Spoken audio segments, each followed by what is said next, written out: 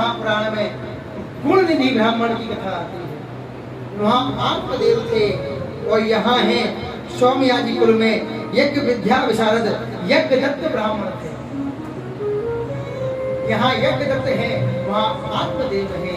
फर्क केवल इतना है, दोनों ही ब्राह्मण हैं, दोनों ही पुत्र से दुखी हुए।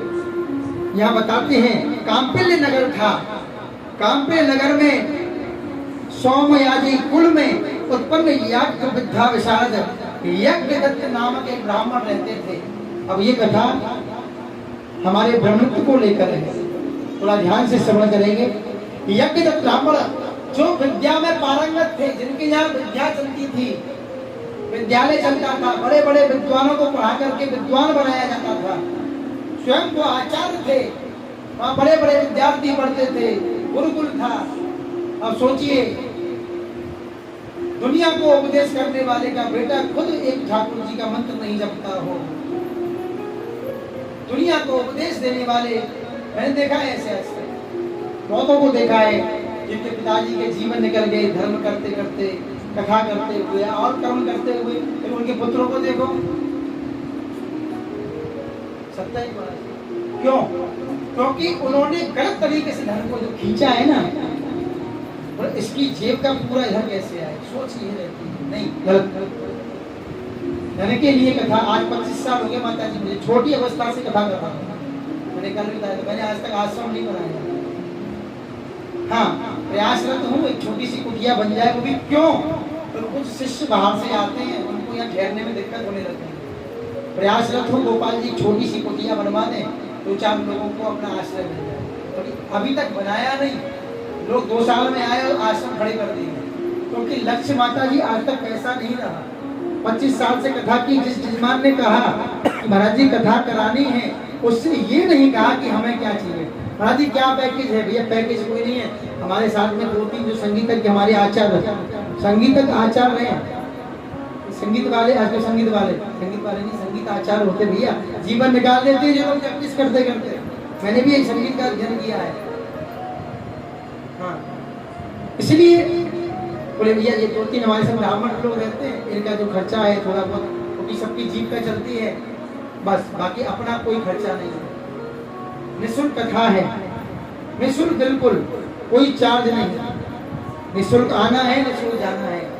कथा के विश्राम में आपकी जो श्रद्धा बने, जो आपका भाव बने, आप बंद मुट्ठी से पकड़ा सकते हैं।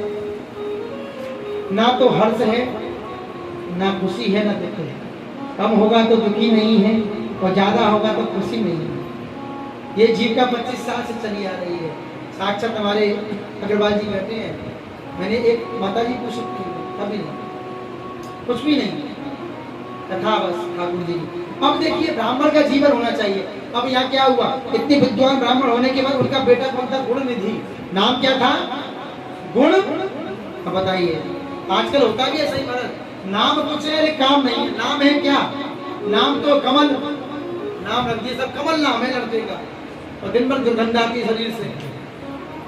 नाम है कमल, ने छड़ी लेके चलते हैं हाथ में, छड़ी लेके कौन चलता है?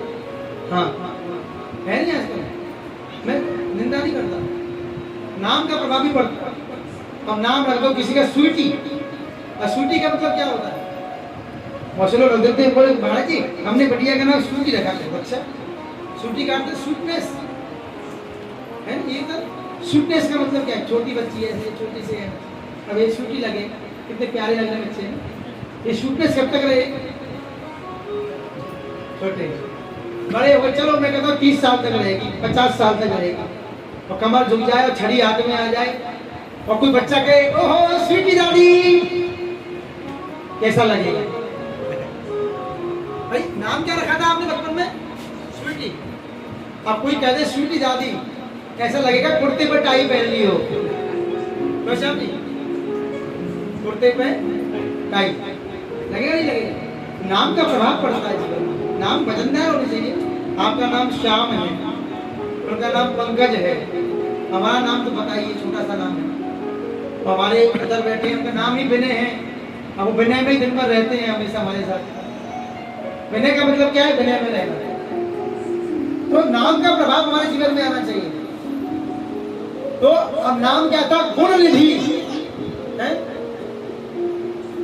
हमारे वृंदावन में कहावत बोल देते हैं, हमारा नाम रखा अमरजीत और राधे राधे हो गए। नाम क्या था? अमरजीत, अमर। तो हमारे यहाँ कहावत है ना, अमरजीत तो मर गए हल जोते धनपाल, और कंडा भी ने लक्ष्मी या तो कोरो ठंडलपाल। एक व्यक्ति का नाम था ठंडलपाल, उसकी पत्नी दुखी रहती थी दिन भर दुखी। अब वो गई बाजार में, बोले मैं नया नाम ढूंढूं, पूरा मोहल्ला चलावे, क्या नाम धरा? ठंडलपाल की नाम है। जो भी कहते हैं ठंडलपाल की पत्नी जा रही है, वो बड़ी दुखी हो, क्या नाम रख दिया घर वालों ने। और गए तो आगे तो जा रहे एक जने, 4 जने लगे, भाई राम नाम चल लो। बोले क्या नाम था? बोले अमर सिंह। तो क्या हो, जान दो।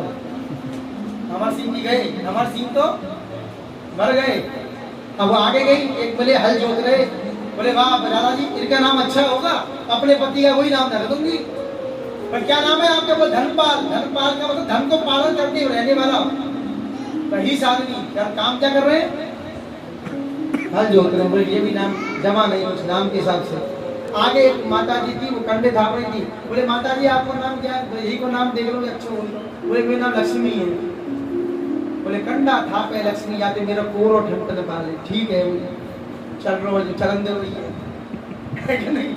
तो नाम का प्रभाव है, ये बताना क्यों पड़ता है? हाँ, ये भी अलग से नमक मिर्च मसाला नहीं है। कथा में आया गुण निधि। नाम क्या है? गुण निधि, सारे गुणों की निधि। इसको अलग से कोई गुण नहीं लेना। एक कर्म क्या हो गए? द्वितीय गुण निधि के साथ साथ ब्राह्मण कुल में जन्म, वैदिक विद्वान ब्राह्मण का बेटा, और कर्म मदरा पान करना,